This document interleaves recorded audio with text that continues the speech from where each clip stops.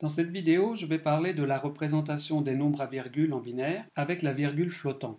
Notre inspiration va être la notation scientifique en décimale avec un nombre fixe de chiffres significatifs. Par exemple, avec deux chiffres significatifs. Si je prends un nombre x tel que 0,0431 et que je veux le mettre dans la notation scientifique, je vais devoir l'exprimer sous une forme normalisée. On va apparaître le signe, comme c'est un nombre positif, il est implicite. Cette forme normalisée n'a qu'un seul chiffre dans la partie entière. Et ce chiffre sera le chiffre le plus significatif, c'est-à-dire le chiffre différent de 0 de poids le plus fort. Pour notre exemple, c'est 4. Ensuite, dans la partie fractionnaire, je vais représenter le reste du nombre pour autant que j'ai suffisamment de chiffres significatifs. Or, j'ai dit que je travaillais avec deux chiffres significatifs et donc je vais ici conserver seulement le 3. Et ceci va être multiplié par un terme où nous aurons une puissance de la base. Et donc pour avoir la même quantité, dans ces deux représentations, j'équilibre ici en multipliant 4,3 par 10 puissance moins 2. Dans la suite de cette présentation, je suppose que le cadre de l'approximation est réalisé par troncation, c'est-à-dire que je vais ignorer tous les chiffres au-delà des deux chiffres significatifs. Ici, j'ai tronqué le 1 par exemple. Prenons un autre exemple. Si j'ai le nombre suivant, 86,999, sous sa forme normalisée, cela va donner 8,6 que multiplie 10 puissance 1. Donc cette troncation a purement et simplement éliminé tous les chiffres de poids les plus faibles. Il ne s'agit pas d'une approximation au plus proche. Dans le cas de ce second exemple, on peut montrer que l'erreur absolue maximum, delta x, est donc égale à 0,1 que multiplie 10 puissance 1, c'est-à-dire une unité sur le chiffre significatif le plus faible. Je vais maintenant représenter comment évolue l'erreur relative sur le domaine représenté par ces nombres dans la notation scientifique. Un petit rappel sur l'approximation que nous faisons, donc il s'agit de l'approximation par troncation. Plaçons-nous sur une plage d'une puissance de 10. Donc les nombres x vont être compris entre 1 et 10. 10, je vais le noter 1,0, 10 puissance 1. Tandis que notre premier 1,0, c'est multiplié par 10 puissance 0. Dans cet intervalle, je vais faire un zoom sur le sous-intervalle entre 1,0 et 1,1. De même, nous allons regarder ensuite entre 1,1 et 1,2. Notons que les nombres tels que 1,0, 1,1, 1,2, nous travaillons donc toujours cet exemple avec deux chiffres significatifs et nous cherchons à exprimer l'erreur relative. L'erreur relative, qu'est-ce que c'est? C'est le rapport entre l'erreur absolue sur x et le nombre x lui-même. Donc on voit avec cette quantité à quel point l'erreur absolue est grande vis-à-vis du nombre x. Je vais l'exprimer en pourcentage. Et nous avons vu, pour les nombres qui sont exactement représentés, cette erreur absolue est nulle et l'erreur relative aussi, donc aucun problème pour cela. Et maintenant, entre deux valeurs représentées sur deux chiffres significatifs, c'est-à-dire tous les nombres qui se situent entre 1,0 et 1,1, une certaine erreur va être effectuée, une certaine erreur absolue. Cette erreur absolue est très faible au tout début. Si je suis à 1,00001, donc erreur absolue très faible, et donc le rapport de cette erreur absolue sur x va être elle-même très faible. Si j'arrive à 1,1, ce nombre est représenté. Si je suis juste en dessous de 1,1, cette fois l'erreur absolue va être très grande. Elle va être juste en dessous de 1 dixième. Et donc, pour un nombre qui va être immédiatement en dessous de 1,1, je vais avoir comme erreur absolue une quantité qui va être delta x qui est proche de 0,1 et donc le rapport des deux, delta x sur x, elle-même est proche de 0,1. Si j'exprime ça en pourcentage, j'ai donc une erreur relative qui arrive quasiment à 10%. Et entre les deux, nous avons une caractéristique qui est presque une droite qui grandit comme ceci. Voici pour la caractérisation de l'erreur relative entre ces deux nombres représentés. Au début de la plage, sur une puissance de 10. Qu'est-ce qui se passe sur la plage suivante, c'est-à-dire entre 1,1 et 1,2? Bien, nous avons un peu de la même manière, au tout début, une très petite erreur absolue. absolue qui en proportion va être faible par rapport au nombre x. Idem, lorsque nous serons proches de 1,2, l'erreur absolue va être environ 0,1, mais cette fois la proportion vis-à-vis de x sera un petit peu moins grande que pour l'intervalle précédent. Donc grosso modo, on va avoir à peu près la même chose, sauf que on va aller un petit peu moins haut que l'erreur relative précédente. On voit que ça va poursuivre sa décroissance. Si je m'intéresse maintenant au dernier intervalle, entre 9,9 et 10, eh bien c'est là où c'est intéressant. Donc 9,9, 10, c'est-à-dire le premier nombre dans la plage suivante, tout cela sont représentés. Si je suis juste en dessous de 10, l'erreur, c'est toujours ce delta x qui est environ de 0,1, mais cette fois en proportion d'un nombre qui est proche de 10, delta x sur x, eh bien nous avons cette fois une erreur relative qui est proche de 0,01.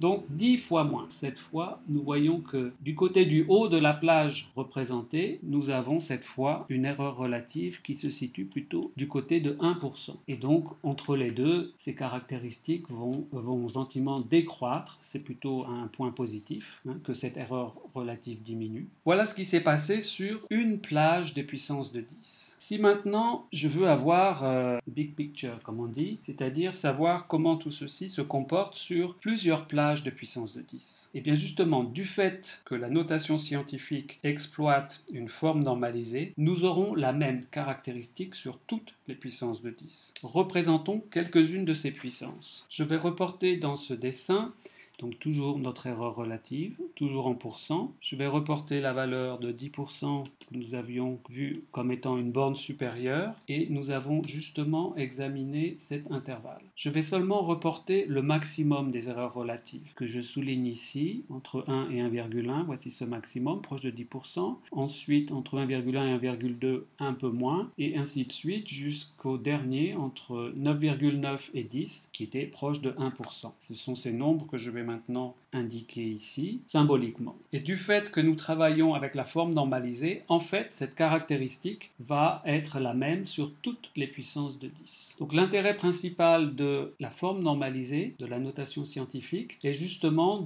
d'avoir cette répartition homogène de l'erreur relative sur un espace a priori infini de puissance de 10. L'avantage de la notation scientifique, c'est d'avoir la même distribution de l'erreur relative que nous avons observée pour une plage de puissance de 10, qui est en fait la même pour toutes les plages des puissances de 10. C'est intéressant d'avoir ce même type de distribution de l'erreur relative également dans une représentation binaire des nombres à virgule. C'est pourquoi la représentation à virgule flottante est une simple transposition de la notation scientifique, mais en base 2. Ce que nous avons observé dans l'exemple précédent, en résumé, c'est que l'erreur relative maximum ne dépend que du poids faible de la forme normalisée. Nous avions deux chiffres significatifs, ce qui a donné une erreur relative de 10-1. Cette propriété est indépendante de la base. Lorsqu'on transpose la notation scientifique en binaire, on obtient la représentation appelée la virgule flottante.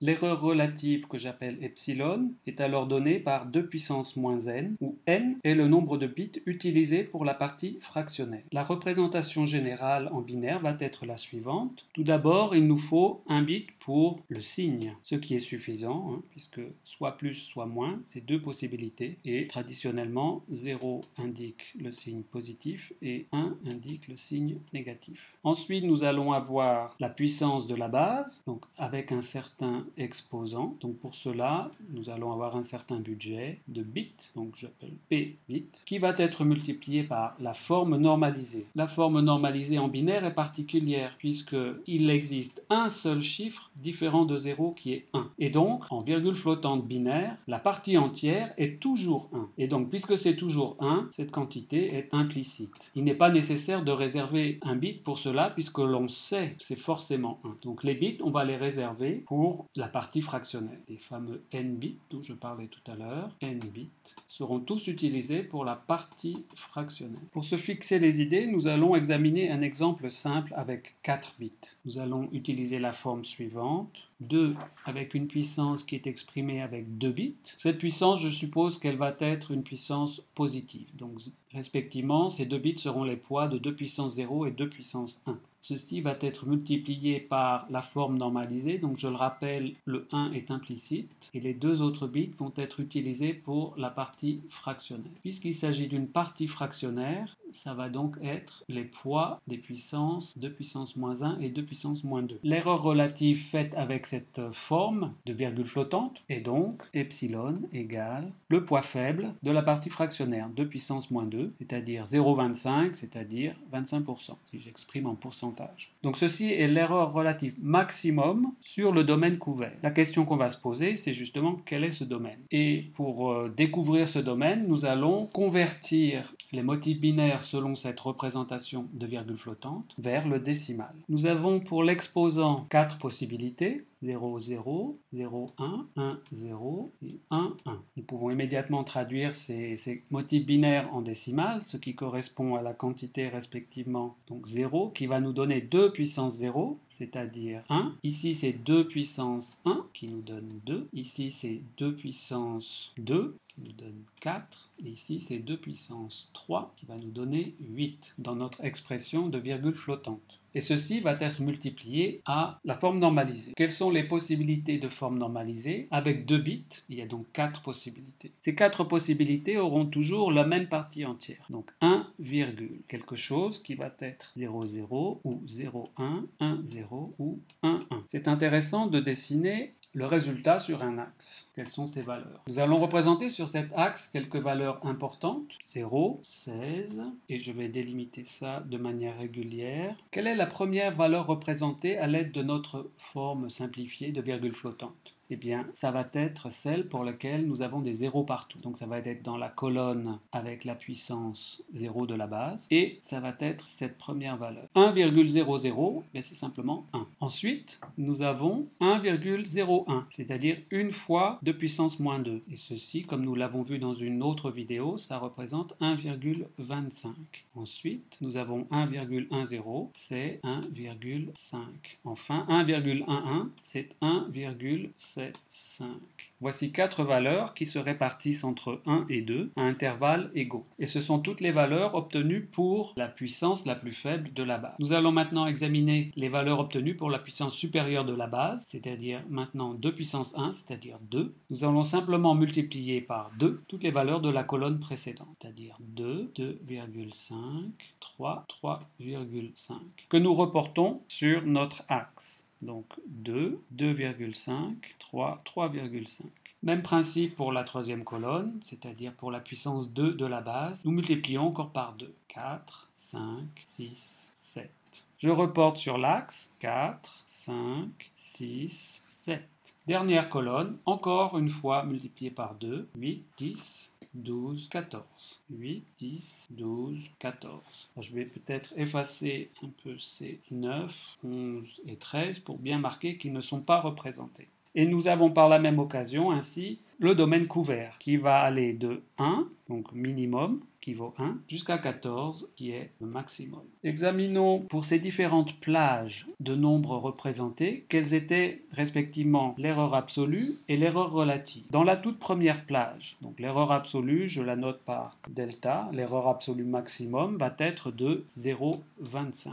L'erreur relative va être le rapport entre delta et le cas le plus défavorable, c'est-à-dire la valeur la plus faible sur cette plage. Voici pour la toute première colonne. Pour la colonne suivante, nous avons observé que delta avait doublé. L'erreur absolue est maintenant de 0,5. Cependant, l'erreur relative, elle, est de 0,5 divisé par 2, ce qui va nous donner le même rapport que précédemment. Je continue. Plage de puissance de 2 supérieure, l'erreur absolue est de 1, et le rapport entre cette erreur absolue et le cas le plus défavorable, qui est 4. À nouveau, je retombe toujours sur la même erreur relative. Dernier cas, nous allons de 2 en 2, donc l'erreur absolue est de 2.